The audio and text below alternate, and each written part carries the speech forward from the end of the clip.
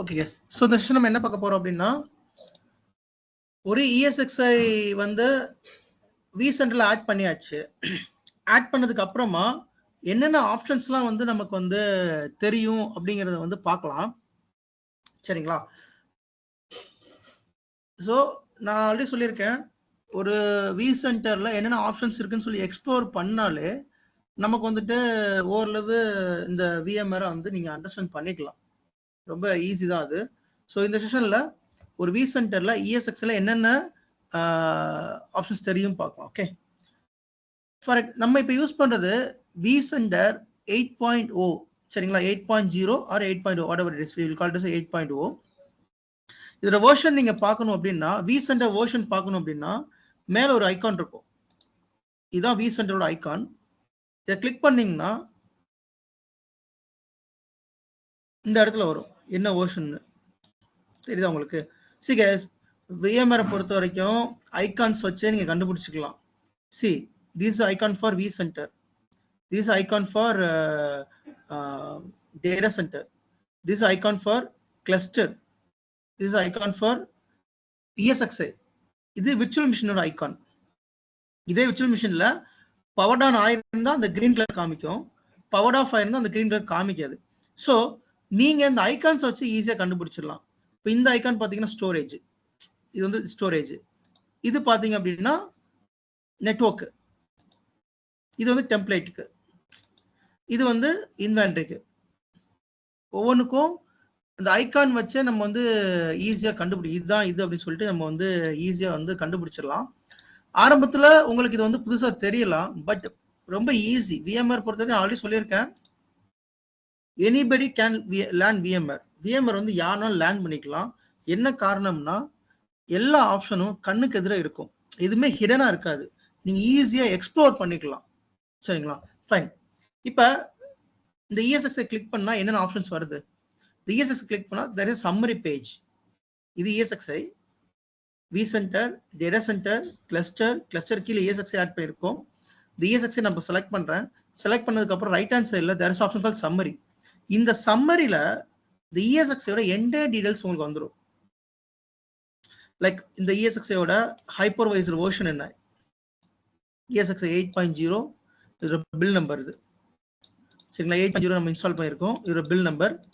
So bill number is nothing but அந்த பேட்சோட number. நம்ம எப்பெல்லாம் வந்து பேட்சிங் பண்றோமோ,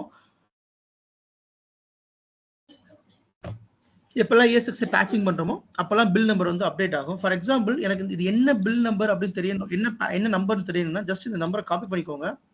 கூகுளில் போயிட்டு ESXi பில் நம்பர்னு போடுங்க.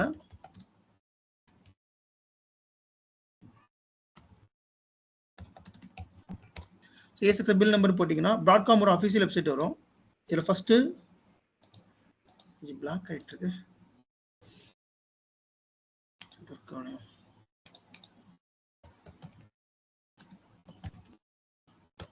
ESXi பில் நம்பர் போடுறேன், இந்த ஃபர்ஸ்ட் வெப்சைட் ஓப்பன் ஆகும். இதில் போயிட்டு பில் நம்பர்ஸ் எல்லாமே இருக்கும். இதில் நீங்கள் கண்டுபிடிக்க கஷ்டம். ஸோ Ctrl F கொடுங்க. நீங்கள் இந்த பில் நம்பர் காப்பி பண்ணுறதை இங்கே பேஸ்ட் பண்ணுங்க. So that you can identify the bill numbers. இப்போ நம்ம கிட்ட இருக்கிற வெர்ஷன் என்னன்னா இந்த பில் நம்பரை காப்பி பண்ணி இங்கே நான் போட்டிருக்கேன். ஸோ நம்ம கிட்ட இருக்க வெர்ஷன் ESXi 8.03 அப்டேட் 3. இதுக்கடுத்து 3B இருக்கு, D இருக்கு, C இருக்கு. ஓகே, APCD அந்த மாதிரி இருக்குது. நம்ம இருக்கிறது 3ல இருக்கும். ஓகே, அதுதான் இங்கே வந்து காமிக்கிறாங்க. இது மாடல் அப்படிங்கிறது ஒன்றும் இல்லை, அந்த ஹார்ட்வேரோட மாடல் நம்பர் தான் இங்கே மாடல்னு மென்ஷன் பண்ணியிருக்காங்க. நான் இதை வந்து வேற ஒரு ஸ்க்ரீன்ஷாட் காமிச்சா அது உங்களுக்கு புரியும். உதாரணத்துக்கு இது ஹெச்பியா இருந்தா இந்த இடத்துல ஹெச்பி ப்ரோலியன்ட் அப்படின்னு சொல்லிட்டு உங்களுக்கு அந்த ஹார்ட்வேர் மாடல் நம்பர் தெரியும். இதே டெல்லா இருந்தா டெல் பவரேஜ், சிஸ்கோ வந்தா Cisco. So what ever it is, என்ன ஹார்ட்வேரோ அந்த ஹார்ட்வேரோட மாடல் நம்பர் உங்களுக்கு தெரியும். ப்ராசஸர் டைப், இங்கே அந்த பர்டிகுலர் ஹார்ட்வேருக்கு என்ன ப்ராசஸர் நம்ம போட்டிருக்கோம் அப்படின்னு தெரியும். உதாரணத்துக்கு இன்டெலாக இருந்தால் Intel Ziyan processor 13th generation, அந்த மாதிரி எத்தனை ஜென்ரேஷன் அந்த ஜென்ரேட் காமிக்கும். இல்லை Intel gold processor, Intel platinum processor, அந்த மாதிரி இது காமிக்கும். இதில் எத்தனை லாஜிக்கல் ப்ராசஸர் இருக்குது, so what is logical processor அப்படிங்கிறத நான் ஒரு செஷனில் உங்களுக்கு சொல்லித்தரேன். லாஜிக்கல் ப்ராசஸர்னா என்ன அப்படிங்கிறத நான் இன்னொரு செஷனில் வந்து உங்களை வந்து சொல்லித்தரேன். தென் இந்த பர்டிகுலர் இஎஸ்எக்ஸ்ஐல எத்தனை விர்ச்சுவல் மிஷின் ரன் ஆகுது?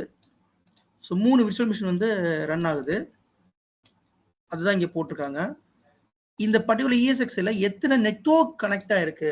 6 கனெக்ட் ஆயிருக்கு. 6 காமிக்குது அப்படின்னா 6 நிக்கார்டு கனெக்ட் ஆயிருக்கு. இதெல்லாம் பிசிக்கலா கனெக்ட் ஆயிருக்கு. அசியூம் ரிமெம்பர் தட் இதெல்லாம் பிசிக்கல் நிக்குன்னு இருக்கு இல்லையா? இது வந்து 6 நிக் இருக்கு. 6 நிக்குமே பிசிக்கல் நிக்குது. ஓகே,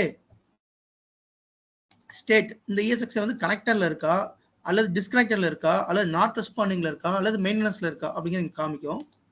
உதாரணத்துக்கு இந்த இஎஸ்எக்ஸ்ஐ நான் செலக்ட் பண்றேன். ஸ்டேட் பாருங்க, மெயின்டெனன்ஸ் மோட் இருக்கு. வாட் இஸ் மெயின்டெனன்ஸ் மோட் அப்படிங்கிறது தனியாக ஒரு கிளாஸ்ல எடுப்பேன் நான். இப்போ சும்மா காமிக்கிறேன். ஸோ மெயின்டெனன்ஸ் மோட் இருக்குது. இந்த இஎஸ்எக்ஸ்ஐ பாருங்க, it's in connector state. So அந்த இஎஸ்எக்ஸ்ஐயோட ஸ்டேட், இப்போ உதாரணத்துக்கு இந்த இஎஸ்எக்ஸ்ஐ டவுன், ரைட்டா? டவுன் மீன்ஸ் இது ஏதோ ஒரு இஷ்யூ, ரைட்? ஹார்ட்வேர் இஷ்யூவா இருக்கலாம், அல்லது நெட்வொர்க் இஷ்யூவா இருக்கலாம். வாட் எவர் இஸ், அந்த இஎஸ்எக்ஸ்ஐ டவுன் அப்படின்னா இந்த இடத்துல நாட் ரெஸ்பாண்டிங் அப்படின்னு இருக்கும். ஓகேங்களா? இந்த இடத்துல நாட் ரெஸ்பாண்டிங் அப்படின்னு இருக்கும். தென் அப்டைம். அப்டைம் அப்படிங்கிறது இந்த இஎஸ்எக்ஸ்ஐ லாஸ்டா எப்ப பவர் ஆன் ஆச்சு அப்படிங்கிறது தான் அப்டைம், அல்லது லாஸ்டா எப்ப ரீபூட் ஆச்சு, whatever it is, last reboot or last power on, அதுதான் வந்து இங்க அப்டைம்னு சொல்றோம். இந்த அப்டைம் ரொம்ப ரொம்ப முக்கியம். எந்த இடத்துல அது முக்கியம் அப்படின்னா, ஒரு இஎஸ்எக்ஸ்ஐ ட்ரபிள் ஷூட்டிங்ல வந்து அது நமக்கு ரொம்ப ரொம்ப முக்கியமா இருக்கும். ஒரு இஎஸ்எக்ஸ்ஐ டவுன் ஆச்சு அப்படின்னா நம்ம இந்த இடத்துல செக் பண்ணுவோம் அது எந்த டைம் அப் ஆயிருக்குது அப்படிங்கிறது. இது ரொம்ப முக்கியம். இந்த அப்டைம் வந்து ரொம்ப ரொம்ப முக்கியம். ஸோ கண்டிப்பா தெரிஞ்சுக்கோங்க. அப்டைம் அப்படிங்கிறது, சி கைஸ், நான் சொல்றது உங்களுக்கு புரியுதா இல்லைன்னு எனக்கு தெரியல. புரியல அப்படின்னா நான் சொல்றத அப்படியே எலாபரேட் பண்ணி எழுதி வச்சுக்கோங்க. ஸோ நிக் அப்படின்னு சொல்றோம், 6 நிக் அப்படின்ற நிக். ஸோ இட்ஸ் ஷோவிங் த, அப்படியே எழுதிக்கோங்க. சம்மரியில என்னெல்லாம் இருக்கும், ஹைப்பர்வைஸோட வெர்ஷன் இருக்கும், பிசிக்கல் மாடல்ல வந்துட்டு உங்களுக்கு பிசிக்கல் ஹார்ட்வேரோட மாடல் நம்பர் இருக்கும், ப்ராசஸர் டைப் இருக்கும், லாஜிக்கல் ப்ராசஸர் இருக்கும், நிக் பிசிக்கல் நிக் எத்தனை நிக்கு காமிக்கும், இதுல எத்தனை விர்ச்சுவல் மிஷின் கவுண்ட் அப்படி காமிக்கும், ஸ்டேட் அது நாட் ரெஸ்பாண்டிங்கா கனெக்டடா காமிக்கும். Uptime means last reboot or last power down state, இதுதான் நம்ம அப்டைம் சொல்றோம். உதாரணத்துக்கு 6 ஹவர்ஸ் காமிக்கணும், இது 6 ஹவர்ஸ்க்கு முன்னாடி தான் இந்த இஎஸ்எக்ஸ்ஐ வந்து ஒன்னு ரீபூட் ஆயிருக்கணும் அல்லது பவர் ஆன் ஆயிருக்கணும். இதுதான் கணக்குது, சரிங்களா? ஸோ நான் சொல்றத உங்களுக்கு புரியுத வேர்ட்ல எலாபரேட் பண்ணி எழுதிக்கோங்க. ரொம்ப ரொம்ப முக்கியம். இது இன்டர்வியூல கேட்க மாட்டாங்க, சரிங்களா? இது இன்டர்வியூல கேட்க மாட்டாங்க. பட் ஆனா ஒரு பேசிக் திங், இந்த சம்மரியில என்ன இருக்குன்னு நீங்க பாக்குறது வந்து ரொம்ப ரொம்ப பேசிக் திங். இது கூட உங்களுக்கு தெரியலன்னா நீங்க வந்து அன்ஃபிட் ஃபார் விஎம்ஆர் அட்மினிஸ்ட்ரேட்டர், நீங்க ஃபிட்டே கிடையாது. நீங்க விஎம்ஆர் கத்துக்கிறதுன அர்த்தமே கிடையாது. இந்த சம்மரியில இருக்கத நீங்க அண்டர்ஸ்டாண்ட் பண்ணணும். ஏன் நீங்க அட்மினிஸ்ட்ரேட்டரா ஒரு இஎஸ்எக்ஸ் நம்ம செலக்ட் பண்ணோம்னா அதுல என்னென்ன இதெல்லாம் அடிக்கடி பார்ப்போம். ஒரு அட்மினிஸ்ட்ரேட்டரா நீங்க வேலை பார்த்தீங்கன்னா இது அடிக்கடி நான் செக் பண்ணுவேன். நான் டெய்லி எனக்கு ஒரு 10 டைமா செக் பண்ணிடுவேன். இது என்ன வெர்ஷன், இது செக் பண்ண மீன்ஸ் ஏதோ ஒரு வேலை நமக்கு வந்துட்டே இருக்கும்.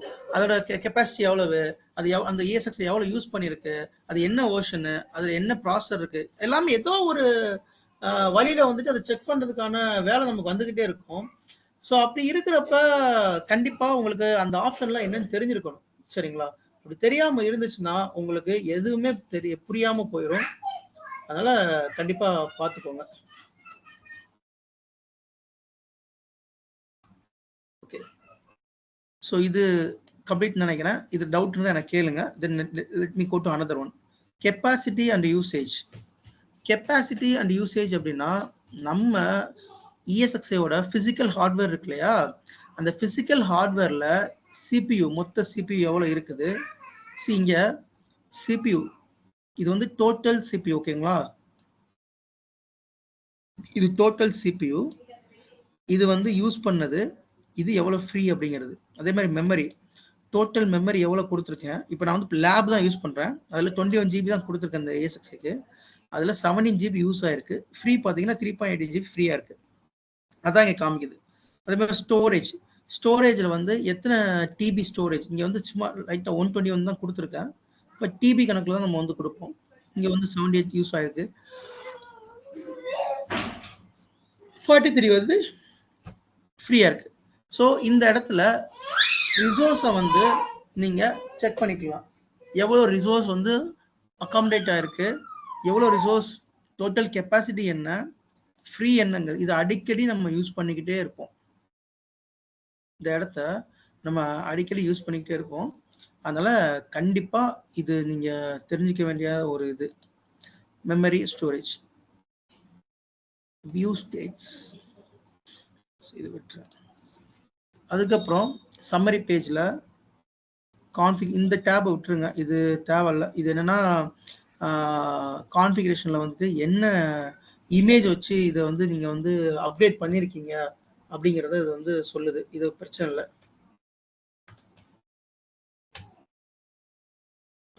ஸோ இதை விட்டுருங்க. ரிலேட்டட் ஆப்ஜெக்ட்ஸ் ரொம்ப ரொம்ப முக்கியம். இந்த ரிலேட்டட் ஆப்ஜெக்ட்ஸ்ல தான் உங்க ESXi எந்த கிளஸ்டர்ல இருக்குது அப்படிங்கறத நீங்க வந்து பார்த்துக்கலாம். இங்கேயும் பார்த்துக்கலாம், சரிங்களா? இங்கேயும் தெரியும். பட் நீங்க இதை கிளிக், இது வந்து ஹைப்பர் லிங்க் மாதிரி, நீங்க கிளிக் பண்ணீங்கன்னா அந்த கிளஸ்டருக்கு ஆட்டோமேட்டிக்கா போகும். யூஸ்வலாக ஹைப்பர் லிங்க் தான் இதுல ஒர்க் ஆகல, ஒர்க் ஆகுது, ஸ்லோவாக தான் இருக்குது இதுல, அதனால ஒர்க் ஆகல. இப்போ உதாரணத்துக்கு இந்த ஹோஸ்ட் எந்த கிளஸ்டர்ல இருக்கு நீங்க பார்க்கணும் அப்படின்னா இந்த ரிலேட்டட் ஆப்ஜெக்ட்ஸ்ல பார்த்துக்கலாம். இந்த கிளஸ்டர் போகணும்னா ஜஸ்ட் இதை கிளிக் பண்ணி அந்த கிளஸ்டர் ஆட்டோமேட்டிக்கா அது போயிடும். ஹைப்பர் லிங்க் நான் சொன்னேன் இல்லையா, அந்த மாதிரி ஆட்டோமேட்டிக்கா அது வந்து போயிடும். Hardware same. இந்த ஹார்ட்வேர்ல என்னெல்லாம் இருக்குது, எவ்வளவு CPU இருக்குது, எவ்வளவு மெமரி இருக்குது, எத்தனை நெட்வொர்க் கனெக்ட் ஆயிருக்குது. See guys, 6 நிக்கார்டு இதில் கனெக்ட் ஆயிருக்கு. பட் ஒன்று தான் இது ஆக்டிவா இருக்கு, ஒரே ஒரு நெட்வொர்க் தான் இருக்குது இல்லை, சரிங்களா? ஸ்டோரேஜ் ஒரே ஒரு டேட்டா ஸ்டோர் கனெக்ட் ஆயிருக்கு, இவ்வளவுதான். ஓகே, இதுல ஏதாவது டவுட்ஸ் இருந்தா கேளுங்க, then I will proceed to another. இது டவுட்ஸ் இருந்தா கேளுங்க, லெட் மீ நெக்ஸ்ட் போறேன் நான்.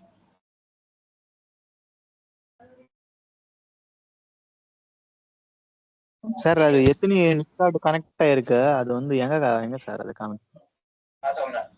ஸோ அது வந்து கான்ஃபிகர்ல போய் பார்க்கணும்.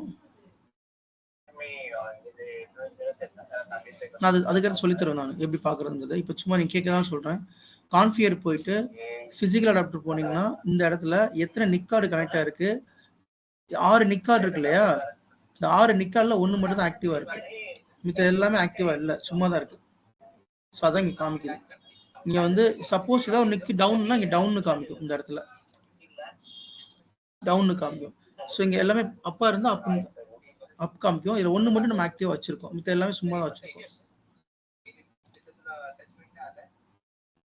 ஓகே பிரதர், எனக்கு ஒரு டவுட்டு. சொல்லுங்க. இப்போ இப்போ எப்படி இருந்தாலும் 3 மாசத்துக்கு ஒரு தடவை, 4 மாசத்துக்கு ஒரு தடவை வந்து EXXI வந்து தன்னுடைய வெர்ஷன் வந்து அப்டேட் பண்றான். ஆமா, ஸோ கண்டிப்பா அப்போ பண்ணலாம். வந்து நாம வந்து இந்த ஹார்ட்வேர்க்கெல்லாம் இந்த வெர்ஷன் சப்போர்ட் ஆகும், இந்த ஹார்ட்வேர்க்கெல்லாம் வந்து இந்த மாதிரியான வந்து வெர்ஷன் செட் ஆகும் அப்படின்ட்டு வந்து எங்க கன்ஃபார்ம் பண்ணிக்க முடியும் நம்மளால? சரி, நீங்க ஒரு விஷயம் கரெக்டா புரிஞ்சுக்கணும். ESXi பேட்சிங் வந்து ஹார்ட்வேர் கம்பேட்டபிலிட்டி தேவையில்ல. ESXi அப்கிரேடுக்கு மட்டும் தான் ஹார்ட்வேர் கம்பேட்டபிலிட்டி தேவை. உதாரணத்துக்கு ESXi 6.7 இருந்து 7.0க்கு போய் இது பாயிண்ட் நோட் பண்ணிக்கோங்க. இவர் கேட்ட கேள்வி கரெக்டான கேள்வி. கேஸ் இந்த பாயிண்ட் நோட் பண்ணிக்கோங்க. ESXi 6.7ல இருந்து 7.0 போறோம் அப்படின்னா I will have to check the hardware compatibility. அந்த பர்டிகுலர் ஹார்ட்வேர் இந்த பர்டிகுலர் சர்வர்ல கம்பேட்டபிளா இருக்கான்னு நம்ம செக் பண்ணணும். 7.0 இருந்து 8.0 அப்கிரேட் பண்றதுக்கு we will have to check the hardware compatibility. ஒரு இதை வந்து மேஜர் அப்கிரேட்னு சொல்லுவோம். மேஜர் அப்கிரேட்னா ஒரு வெர்ஷன்ல இருந்து இன்னொரு வெர்ஷனுக்கு மேஜர் அப்கிரேட் பண்றது. Next ESXi patching. ESXi patching அப்படிங்கிறது ஒரே வெர்ஷன்ல பேட்சிங் பில்டு மட்டும் நம்ம அப்டேட் பண்ணுவோம். நான் இப்ப சொன்னேன் இல்லையா, இது வந்து 8.03 இருக்குது, இதோட பில் நம்பர், இந்த பில் நம்பர், இந்த பில் நம்பர்ல இப்ப நம்ம இருக்கிறது அப்டேட் 3ல இருக்கும். பட் லேட்டஸ்ட் பாத்தீங்கன்னா அப்டேட் 3C. இப்ப இந்த ESXi பேட்சிங் பண்றேன் அப்படின்னா இது வந்து இந்த பில்டுக்கு போயிடும். இது இப்போ ESXi பில்ட் அப்டேட்னு சொல்லுவோம், அல்லது ESXi பேட்சிங்னு நம்ம சொல்லுவோம். ஓகேங்களா? வாட் எவர் இட் இஸ், நீங்க இந்த ரெண்டு ஏதாவது கால் பண்ணிக்கோங்க. இப்போ ESXi பேட்சிங்க்கு நீங்க ஹார்ட்வேர் கம்பேட்டபிலிட்டி பார்க்க தேவையில்லை. But ESXi அப்கிரேடுக்கு we should check the hardware compatibility. ஓகேங்களா? Okay okay okay brother, thank you. Fine. Okay, next போறேன். இப்போ நம்ம பார்த்தது வந்து ESXi ஓட சம்மரி பேஜ். இப்போ VM ஓட சம்மரி பேஜ் காமிக்கிறேன். ஒரே இன்னொன்று காமிச்சிடுறேன். அந்த ESXi வந்து ESX சம்மரி பேஜ்லயே நான் 7.0 வெர்ஷன் எடுத்து வச்சிருக்கேன், அதையும் காமிச்சிடலாம். இது வந்து ஒரு 7.0 வெர்ஷன், சரிங்களா? 7.0 வெர்ஷன்ல இருக்கிற ஒன் ஆஃப் த ESXயோட கெப்பாசிட்டி, இது ப்ரொடக்ஷன்ல இருக்கிறது. ஒரு கெப்பாசிட்டி பாருங்க, ஹைப்பர் வெர்ஷன் வந்து 7.03, மாடல் நம்பர் இது வந்து சூப்பர் மைக்ரோன்னு ஒரு மாடல் நம்பர். இது processor type Intel Xeon processor gold, இது வந்து ப்ரொடக்ஷன்ல இருக்குது, ஞாபகம் வச்சுக்கோங்க. இது லேபு கிடையாது. நான் இப்போ காமிச்சிக்கிட்டு இருக்க சம்மரி வந்து லேபு, நான் போட்டுக்க லேபில் வந்து கம்மியாக தான் போட்டுக்கேன், இதை நீங்கள் கன்சிடர் பண்ண வேண்டாம். பட் ப்ரொடக்ஷன் தான் நமக்கு முக்கியம். ப்ரொடக்ஷன் இப்படி தான் இருக்கும். நிக்கு 7 நிக்கு கனெக்டாக இருக்கு. லாஜிக்கல் ப்ராசஸர் 96 லாஜிக்கல் ப்ராசஸர் இருக்குதுல. Virtual machine 30 virtual machine run ஆகுது. State connected, up time 16 days up time. CPU பாருங்க, total capacity 115 GHz, used 13 GHz. Memory பாருங்க 1 TB memory. Capacity total capacity பாருங்க 1.23 GB, 1 TB மெமரி இதில் இருக்குது. 580 GB use ஆயிருக்கு, மிச்சம் வந்து ஃப்ரீ 443 GB இருக்குது. ஸ்டோரேஜ் பாருங்க எத்தனை TBன்னு. ஸோ கெப்பாசிட்டி டோட்டல் கெப்பாசிட்டி பாருங்க 577 TB, GB கிடையாது, TB. 1024 GB is equal to 1 TB. அப்ப 577 TBனா எங்க இருக்குன்னு பார்த்துக்கோங்க. இதுல 347 TB நம்ம யூஸ் பண்ணியிருக்கோம், ஃப்ரீ வந்து 230 TB ஃப்ரீயா இருக்குது. ஓகே, அதே மாதிரி சம்மரியில் ஹார்ட்வேர்ல இது 7.03. இப்போ நான் உங்களுக்கு காமிச்சிக்கிட்டு இருக்கிறது வந்து 8.03, பட் இப்போ பார்க்குறது 7.03யோட அதே சேம் தான், இந்த சேம் பேஜ் தான், ஒரே பேஜ் தான், கொஞ்சம் சில மாற்றங்கள் இருக்கும், வேற ஒன்றும் பெரிய டிஃப்ரென்ஸ் கிடையாது. பட் 7.03ல இன்னும் தெளிவாக கொடுத்துருப்பான். 8.0 வந்து எனக்கு பிடிக்கவே இல்லை. எனக்கு வந்து 8.0 கம்பேர் பண்ணுறப்ப 7.03 தான் பிடிக்கும். என்ன காரணம்னா 7.0ல எல்லாமே ரொம்ப ஈஸியாக வச்சிருப்பான். கொஞ்சம் 8.0ல இதோட கொஞ்சம் டிஃபிகல்ட்டாக கொண்டு போயிட்டான். அதாவது இதை கம்பேர் பண்ணுறப்ப, லைக் இதை கம்பேர் பண்ணுறப்ப கொஞ்சம் அப்படி போயிடுச்சு. பட் ஓகே,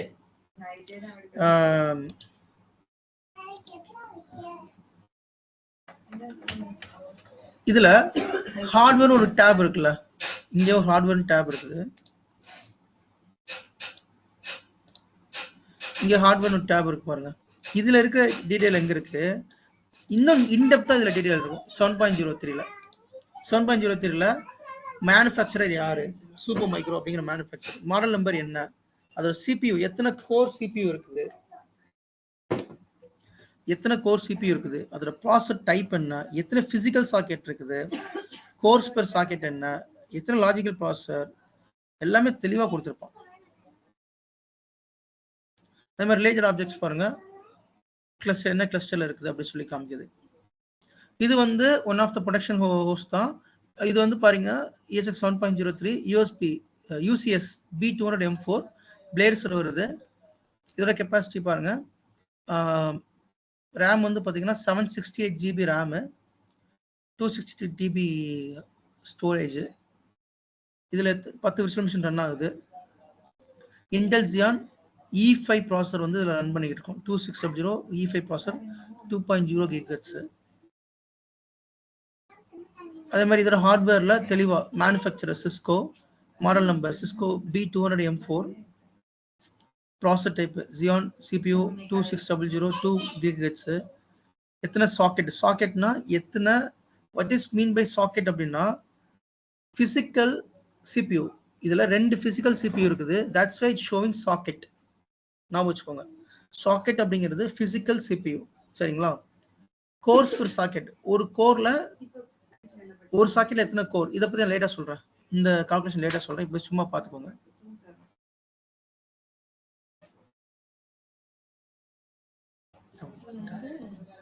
ஓகே ப்ரோ, ஒரு டவுட்டுங்க ப்ரோ. சொல்லுங்க. இந்த CPU மெமரிலாம் இருக்கு இல்லைங்களா, அது ஆட்டோமேட்டிக்கா இன்க்ரீஸ் ஆகி ஆட்டோமேட்டிக்கா அது டிக்ரீஸ் ஆகுமா?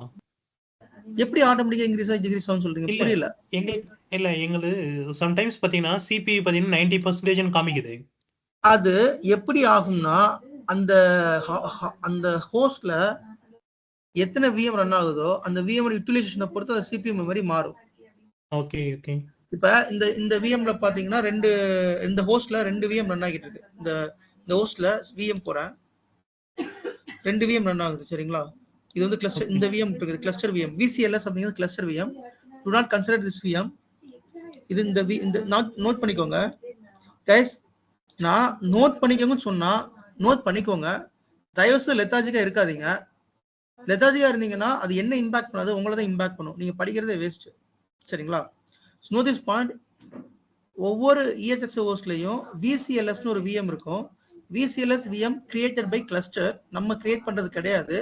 The cluster will automatically create the VCLS VM. சரிங்களா. ஓகே, சோ அதை தவிர்த்து இந்த 2 VM நம்ம கிரியேட் பண்ணது. VCS 8.0 இதுவும் கிரியேட் பண்ணுது. இப்ப இந்த விர்ச்சுவல் மிஷின் என்ன யூஸ் பண்ணுதோ அது இந்த ESXi ஹோஸ்ட்ல இருந்து தான் எடுத்துக்கும். அப்ப இந்த விர்ச்சுவல் மிஷின் அதிகமா கன்சியூம் பண்ணா அது இங்க இருந்து அதிகமா எடுத்துக்கும். அதான் கான்செப்ட். புரியுதுங்களா உங்களுக்கு? உதாரணத்துக்கு இந்த VCS இந்த VM எடுத்துக்கிறேன். இந்த VMக்கு நான் ப்ரொவிஷன் பண்றதுக்கு என்ன ப்ரொவிஷன் பண்ணிருக்கேன்? 14 GB RAM கொடுத்திருக்கேன், 2 CPU கொடுத்திருக்கேன். இப்ப 14 GB RAMல 4 GB ஆக்டிவா இருக்கு, which means 10 GB சும்மா தான் இருக்கு. அப்ப அந்த 10 GB யூஸ் ஆயிடுச்சு, அந்த 14 GB ஃபுல்லா யூஸ் ஆயிடுச்சுன்னா அந்த ESXi யூசேஜ் ஃபுல் ஆயிரும். ஓகேங்களா, அதுதான் கான்செப்ட். ஓகேங்க ப்ரோ. ஏன்னா எங்களுக்கு அலர்ட் வருதுங்க ப்ரோ, ஒரு 85 90 95 அலர்ட் வருது எங்களுக்கு. வந்து அதுக்கப்புறமேட்டுக்கா செக் பண்ணோம்னா ஒரு 2 நிமிஷத்துல பாத்தீங்கன்னா நார்மல் ஸ்டேஜ்ல வந்துருது. அதுக்காக தான் கேக்குறேன். அதான் அது அலர்ட் எதுக்காக வரும்னா, ஏதோ ஒரு VM வந்து அதிகமா கன்சியூம் பண்ணுது, ஆட்டோமேட்டிக்கா அந்த VM வந்து குறைஞ்சிருது. சில VMனா சர்வர்ல வந்து அதோட கன்சம்ஷன் அதிகமா இருக்கும், CPU மெமரி கன்சம்ஷன் அதிகமா இருக்கும், ஆட்டோமேட்டிக்கா அது கம்மியாயிருக்கும். ஓகேங்க ப்ரோ. ஓகே.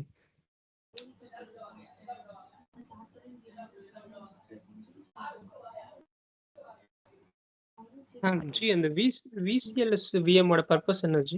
என்ன அந்த VCLS VM வந்து vCenter தான் சரி, அந்த கிளஸ்டர் வந்து கிரியேட் பண்ணும். ஒவ்வொரு ESXi ஹோஸ்டும் நம்ம கிளஸ்டர் கீழே ஆட் பண்றப்ப the cluster will create the VCLS VM. அது அந்த vCenter ஃபீச்சர்ஸை வந்து கொடுக்கறதுக்காக அந்த VCLS VM வந்து கிரியேட் ஆகுது. இது வந்து 7.0லயும் 8.0லயும் இந்த ஆப்ஷன் வந்திருக்கு. 6.7ல இந்த ஆப்ஷன் கிடையாது.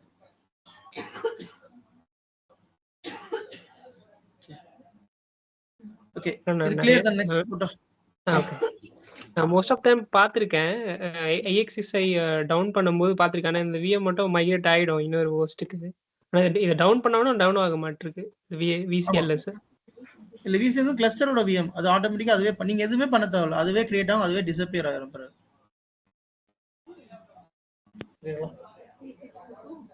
ஓகே, ஸோ நெக்ஸ்ட் போறேன். இப்போ நம்ம ஒரு ESXi-ய செலக்ட் பண்ணோம்னா சம்மரியில என்னென்ன ஆப்ஷன் தெரியுதுன்னு சொல்லி பார்த்தோம். அதே போல ஒரு விர்ச்சுவல் மிஷினை செலக்ட் பண்ணா என்னென்ன ஆப்ஷன் தெரியுதுன்னு பார்க்கலாம். இப்போ I'm selecting the virtual machine. இந்த விர்ச்சுவல் மிஷின் நான் செலக்ட் பண்றேன், எனக்கு என்னென்ன ஆப்ஷன்ஸ்லாம் வருதுன்னு பார்த்துக்கலாம். இந்த விர்ச்சுவல் மிஷின்ல சம்மரியில இருக்குது, ஆட்டோமேட்டிக்கா சம்மரியில இருக்கும். சப்போஸ் வேற ஆப்ஷன் இருந்தா நீங்க சம்மரி கிளிக் பண்ணிக்கோங்க. ஓகே, இதுல விர்ச்சுவல் மிஷின் டீடைல் இருக்கு இல்லையா, இதுல பவர்டு ஸ்டேட்டஸ், இந்த விர்ச்சுவல் மிஷின் பவர் ஆன் ஆயிருக்கா அல்லது பவர் ஆஃப் ஆயிருக்கா. இப்போ இது பவர் ஆன் ஆயிருக்கு, அதனால இங்க பவர் ஆன் காமிக்குது. இப்போ இது பவர் ஆஃப் அப்படின்னா இந்த இடத்துல பவர் ஆஃப்னு காமிக்குது. கெஸ்ட் OS, இந்த விர்ச்சுவல் மிஷின்ல என்ன கெஸ்ட் OS இன்ஸ்டால் பண்ணியிருக்கோம்? மைக்ரோசாஃப்ட் விண்டோஸ் சர்வர் 2016 வந்து நம்ம இன்ஸ்டால் பண்ணியிருக்கோம். இப்போ சப்போஸ் இது லினக்ஸா இருந்தா இந்த இடத்துல லினக்ஸ்னு காமிக்கும். உபுண்டு, ரெட் ஹேட் அப்படிங்கிறத இந்த கெஸ்ட் OS செக்ஷன்ல நம்ம வந்து பார்த்துக்கலாம். உதாரணத்துக்கு VCS 8.0 செலக்ட் பண்றேன். இதோட விர்ச்சுவல் மிஷின் டீடைல்ஸ் பாருங்க. பவர் ஆன் காமிக்குது. கெஸ்ட் OS பாருங்க, இந்த ஐகான் பாருங்க. இது உங்களுக்கு தெரியும் இல்லையா, லினக்ஸோட ஐகான். இது VMware Photon OS. VMware Photon OS is a Linux based OS developed by VMware. Note பண்ணிக்கோங்க. நம்மளோட vCenter இருக்கு இல்லையா, நம்மளோட vCenter VM ஓட நம்ம vCenter VM தான் VCSI VM னு சொல்றோம் சரிங்களா. அந்த VCSI VM ல இருந்து தான் vCenter ரன் ஆகுது. அந்த VCSI VM ல VMware Photon OS தான் இருக்கும். VMware Photon OS இருக்கும். It's a Linux based OS.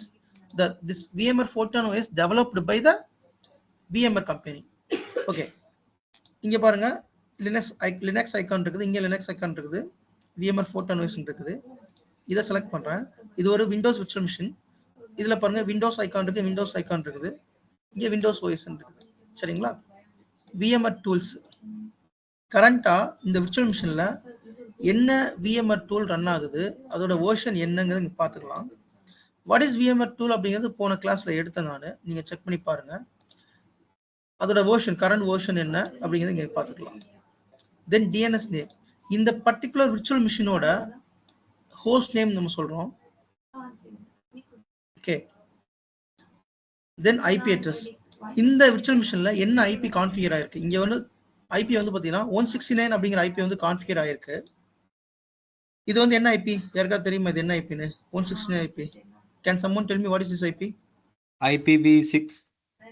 It's Apipa IP, No, right? default one, right? IPv6 தான். It's APIPA IP. கரெக்ட்டா சொன்னீங்க. It's APIPA IP. What is APIPA IP? automatic automatic private சீகஸ் நீங்க இத பார்த்து கண்டுபிடிச்சிரணும். இந்த சீரிஸை பார்த்தாலே தெரியணும் இது என்ன ஐபி. தப்பான ஐபி ஆக்சுவலி இது. அபிபா ஐபி எப்ப இருக்கும் அப்படின்னா டிஎஸ்சிபி வந்து ஐபி கொடுக்காட்டாலோ இல்ல நம்ம ஐபி மேனுவலா கான்ஃபிகர் பண்ணாட்டாலோ அபிபா ஐபி வந்து எடுத்துக்கும். இப்ப இதுல ஐபி கான்ஃபிகர் பண்ணல, அதனால அபிபா ஐபி ஆட்டோமேட்டிக்கா எடுத்திருக்கு. இதுல ஐபி கான்ஃபிகர் பண்ணுவோம். தென் இது என்னது யாரா சொல்ல முடியுமா? IPv6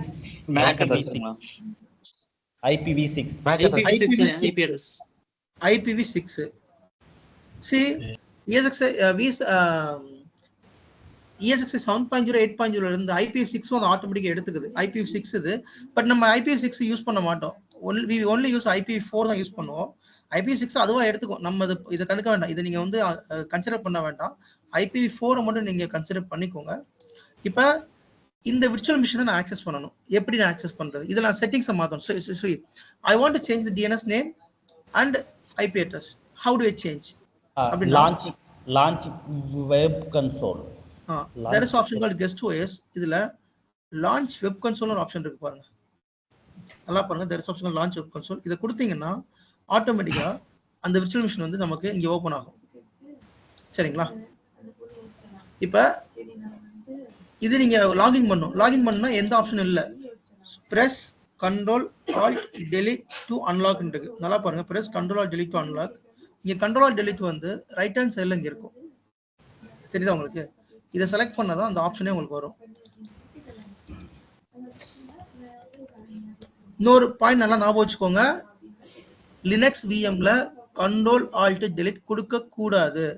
note this point properly. Note பண்ணிக்கோங்க. முக்கியமா பெரிய பாயிண்ட் இது. should not press control alt delete on linux vm. linux vmல control alt delete press பண்ணீங்கன்னா நீங்க வந்து எஸ்கலேஷன்ல போயிடுவீங்க. என்ன காரணம்னா linux vm control delete press பண்ணீங்கன்னா ரீஸ்டார்ட் ஆயிடும். தயவு செய்து அந்த தப்பை பண்ணவே பண்ணாதீங்க. எக்காரணத்து கொண்டும் linux vmக்கு control alt delete கொடுக்காதீங்க. புரியுதா உங்களுக்கு? இப்போ உதாரணத்துக்கு இந்த VCS லான்ச் வெப் கன்சோல் கொடுக்குறேன். இதுல இது வந்து லினக்ஸ் பேஸ்ட் விஎம். இதுல கண்ட்ரோல் டெலிட் எக்கா இருந்தாலும் கொடுக்க கூடாது. இதுல நீங்க கண்ட்ரோல் டெலிட் கொடுத்தீங்கன்னா விஎம் வந்து ரீஸ்டார்ட் ஆயிடும். பட் விண்டோஸ் விஎம் கொடுக்கலாம். விண்டோஸ் விஎம் நீங்க கொடுத்தாதான் ஓபன் ஆகும். பட் இதுல கொடுக்க கூடாது. Note this point. ஃபைன். இப்போ நான் அந்த விஎம்ல வந்து ஹோஸ்ட் நேம் தப்பா இருக்கு. ஹோஸ்ட் நேம் நான் கொடுத்துறேன்.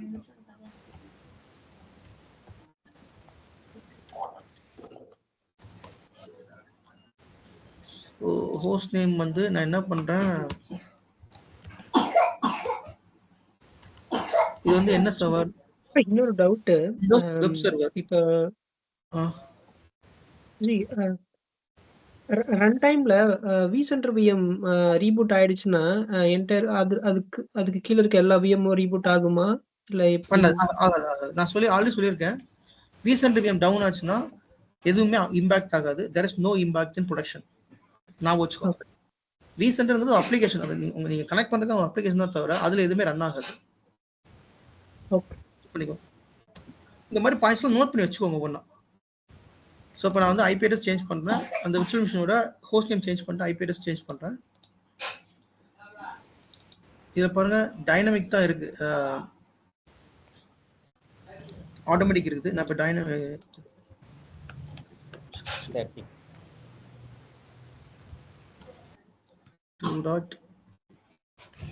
200 அப்படி கொடுக்குறேன்.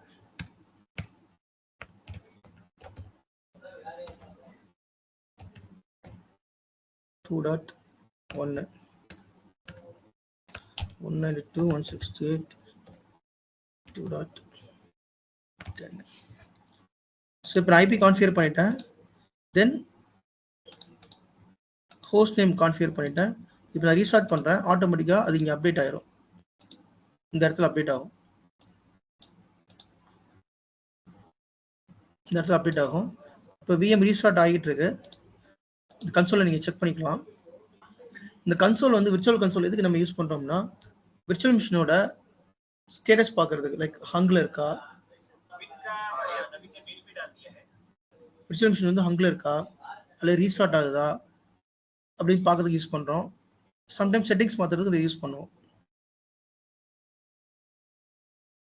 So again I'm going to press Ctrl delete. இப்போ நான் லாகின் பண்றேன். இப்போ இந்த இடத்துல அப்டேட் ஆகும். கொஞ்ச நேரம் கழிச்சு அப்டேட் ஆயிரும். இந்த இடத்துல DNS நேம் அப்டேட் ஆகும். IP அட்ரஸ் இந்த இடத்துல அப்டேட் ஆகும்.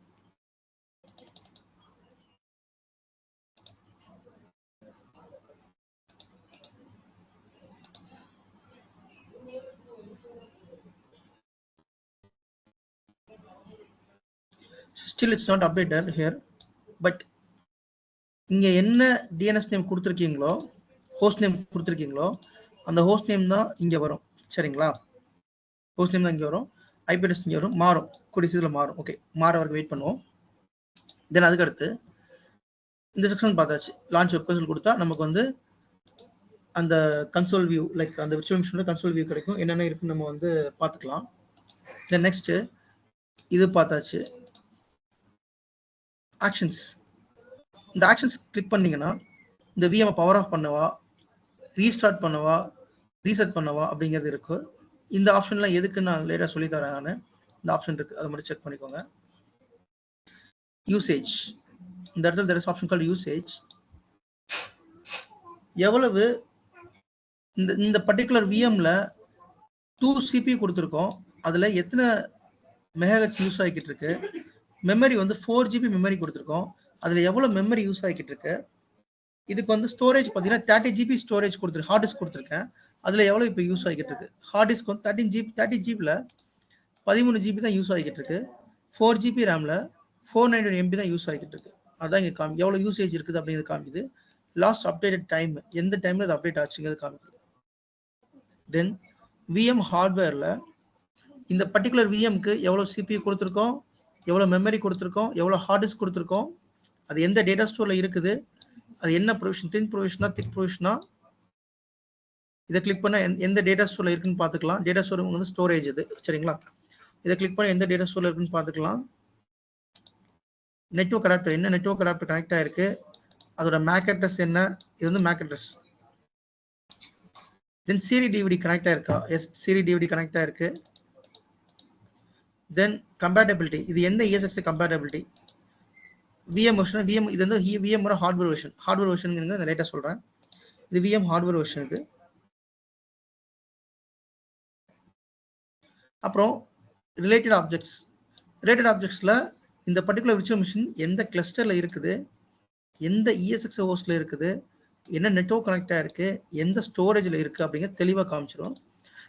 இதுல இருக்கிற ஆப்ஷன் எல்லாமே நீங்க எக்ஸ்ப்ளோர் பண்ண வேண்டிய ஆப்ஷன்ஸ். சரிங்களா?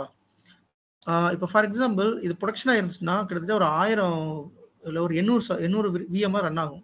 அப்படி ரன் ஆகிறப்ப கசகசன்னு இருக்கும்.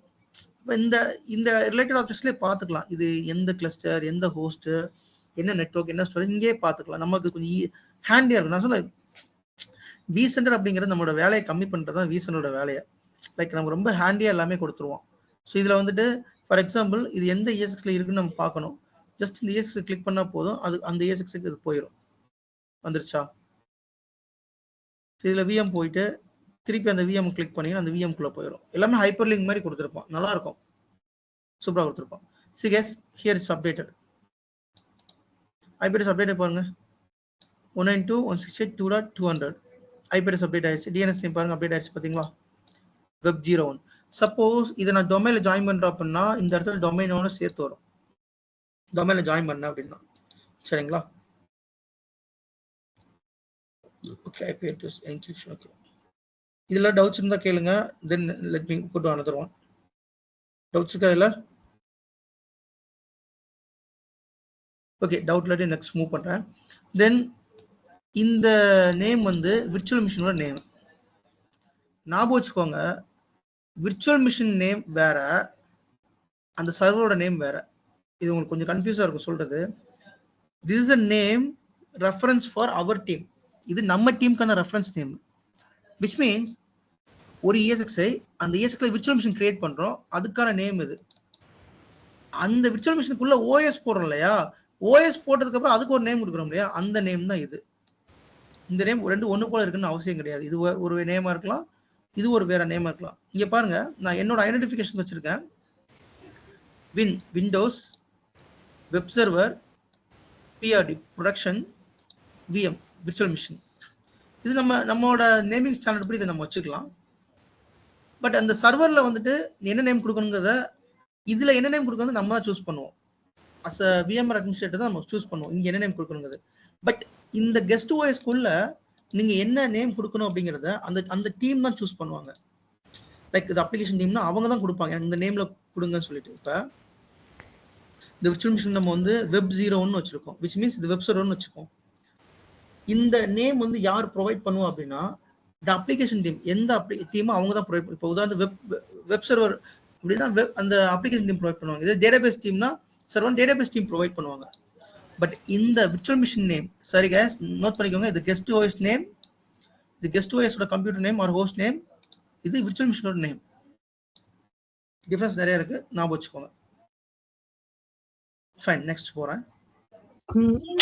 IP address RTP எடுக்கும்போது TNS நேம்ல எடுத்தா தானே RTP ஆகும். இந்த விர்ச்சுவல் மிஷின் நேம்ல எடுத்தா RTP ஆகாதுல்ல? கண்டிப்பா ஆடி படிக்கிறப்ப நீங்க எதை வச்சு ஆடி படிப்பீங்கன்னா, ஒன்னு இந்த DNS நேம் வச்சு ஆடி படிப்பீங்க, அல்லது இந்த IP address வச்சு ஆடி படிப்பீங்க. நான் அதை தான் கிளியரா சொல்றேன். this is a name reference only for our team. நம்ம டீமுக்கான ரெஃபரன்ஸ் தான் இது. இப்ப இந்த VM நீங்க சர்ச் பண்ணணும் அப்படின்னா, உதாரணத்துக்கு இப்படி இருக்குது. இது வந்து ப்ரொடக்ஷனா இருந்துச்சுன்னா கிட்டத்தட்ட ஒரு 800 ஒரு 2000 VMs ரன் ஆகும், 2000-3000 VM ரன் ஆகும். அப்ப இந்த பர்டிகுலர் VM மட்டும் நீங்க சர்ச் பண்ணணும் அப்படின்னா நம்ம எப்படி சர்ச் பண்ணுவோம்னா, ஜஸ்ட் இதுல போயிட்டு அந்த VM நேம் கொடுப்போம், VM நேம் சர்ச் பண்ணி நமக்கு இங்க கொடுக்கும். அது மூலமா நம்ம வந்து VM கண்டுபிடிப்போம், இந்த இருக்கு இல்லையா. பட் நீங்க ஹோஸ்ட் நேம் இந்த நேம் கொடுத்தீங்கன்னா சர்ச் ஆகாதீங்க. இந்த DNS நேம் கொடுத்தீங்கன்னா சர்ச் ஆகாது. VM நேம் கொடுத்தா இங்க சர்ச் பண்ணிக்கலாம். நான் அதை தான் சொல்ல வர்றேன். the VM name reference for நம்ம டீமுக்கு அது ரெஃபரன்ஸ் WinWeb0. ஸோ இந்த நேம் கொடுத்தீங்கன்னா உங்களுக்கு இந்த வெப் அப்படிங்கிறது எந்தெந்த VMல இருக்கோ அது எல்லாமே உங்களுக்கு காமிக்கும். நீங்க வந்து இந்த DNS நேம் வந்து வச்சு நீங்க வந்து சர்ச் பண்ணக்கூடாது. இந்த VM நேம் வச்சு தான் இதை வந்து VM நேம் சொல்றது, VM ஐடின்னு சொல்லுவோம், அல்லது VM நேம் சொல்லுவோம். இது சர்வர் நேம், இது VM நேம், இது சர்வர் நேம், இது நம்மளோட ரெஃபரன்ஸ்க்கு இது. பட் இது வந்து அந்த சர்வரை யார் ஆக்சஸ் பண்றாங்க அவங்களோட ரெஃபரன்ஸ்க்கு. அவங்க வந்து ஒன்னு இந்த DNS நேம் வச்சு ஆக்சஸ் பண்ணுவாங்க, அல்லது இந்த IP address வச்சு தான் ஆக்சஸ் பண்ணுவாங்க. ஓகேங்களா? ஓகே, VM நேம் ரீநேம் பண்றதுனா எப்படி? இது ரீநேம் பண்ணிக்கலாம், அது ஒன்றும் மேட்டர் கிடையாது. இதுல போய் ரைட் கிளிக் பண்ணிட்டு there is option call rename. இந்த இடத்துல நீங்க ரீநேம் பண்ணா பண்ணிக்கலாம். தெரியுதா உங்களுக்கு? பண்ணிக்கலாம். ஓகே, நெக்ஸ்ட் போறேன். தென் கிளஸ்டரை கிளிக் பண்றேன். ஒரு கிளஸ்டரை கிளிக் பண்ணா எனக்கு சம்மரியில என்னன்னு தெரியுது. ஒரு கிளஸ்டரை நீங்க கிளிக் பண்ணா சம்மரியில கெப்பாசிட்டி அண்ட் யூசேஜ் இருக்குல்ல, இது எதோட யூசேஜ் அப்படின்னா, இந்த கிளஸ்டரை கீழே எத்தனை ESXi ஹோஸ்ட் இருக்கோ அதோட எல்லா டீடைல்ஸும் இங்க வந்துடும். அதாவது இப்ப இந்த கிளஸ்டருக்குள்ள 2 ESXi இருக்குது, சரிங்களா? இந்த 2 ESXi ஹோஸ்டோட total CPU, total memory, total storage இங்க காமிக்குது. இதுல இந்த கிளஸ்டர் கீழே 10 ESXi இருந்தா அந்த 10 ESXiயோட total CPU, total memory, total storage காமிக்கும். புரிஞ்சுதா உங்களுக்கு? டவுட் இருக்கு அதுல ஏதாவது?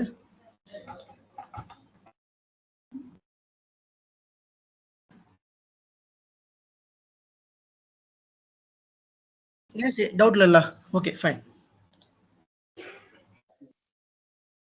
ஸோ கிளஸ்டர் எடுத்துக்கிட்டீங்கன்னா அந்த கிளஸ்டர் கீழே எவ்வளவு இருக்கோ அதுதான் இங்கே கவுண்ட்ல வரும். மொத்த இந்த கிளஸ்டர் கீழே 10 ESXi இருக்குது அல்லது இந்த கிளஸ்டர் கீழே 20 ESXi இருக்குன்னா அந்த 20 ESXiயோட மொத்த CPU டோட்டல் கெப்பாசிட்டி, அந்த 20 ESXiயோட டோட்டல் மெமரி ஸ்டோரேஜ் எல்லாமே இங்கே வந்துடும். இங்கே பாருங்க இஷ்யூஸ் அண்ட் அலார்ம்ஸில் கரண்ட்டாக இந்த கிளஸ்டரில் என்ன அலார்ம் வருது அப்படிங்கிறது இதிலே காமிக்குது பாருங்க. ESXi 01 host memory usage, memory யூசேஜுக்கு ஒரு அலார்ம் வருது. நமக்கு மெமரி வந்து ஆல்மோஸ்ட் ஃபுல்லாக போகுது.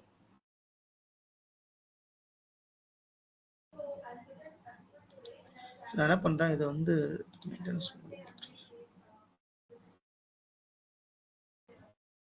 இந்த ஹோஸ்ட்ல 2 GB ஃப்ரீயா இருக்கா?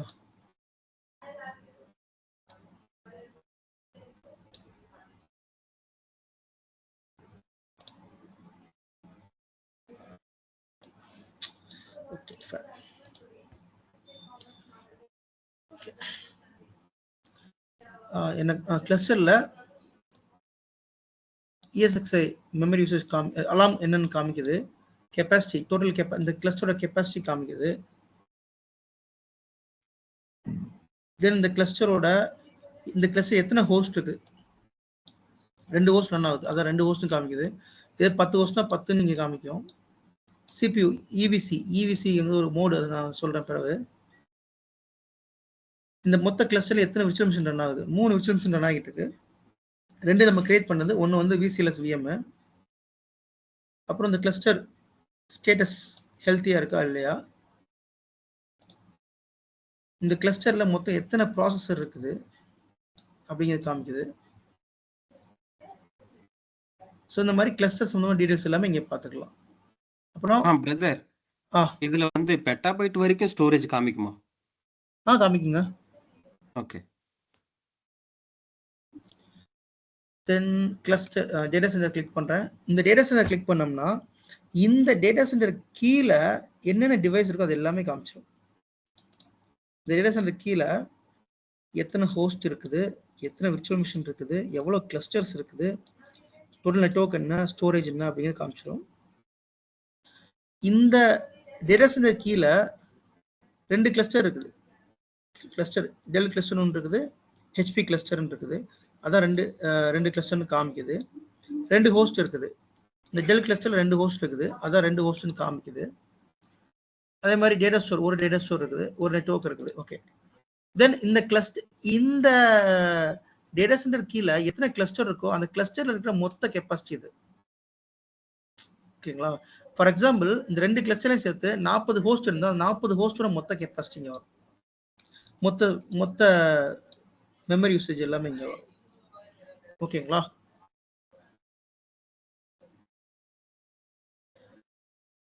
அப்புறம் vCenter சம்மரி கிளிக் பண்றேன்.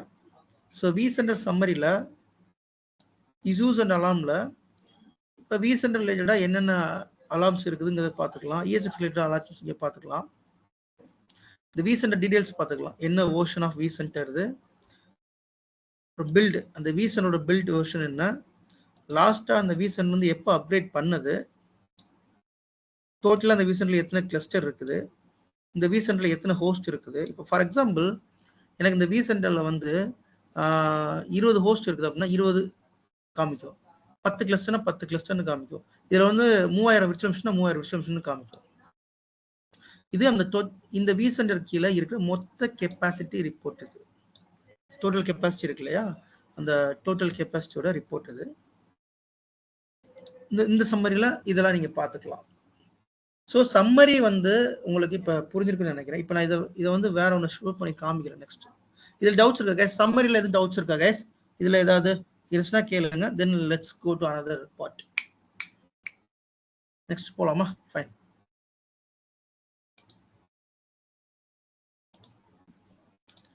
ஓகே.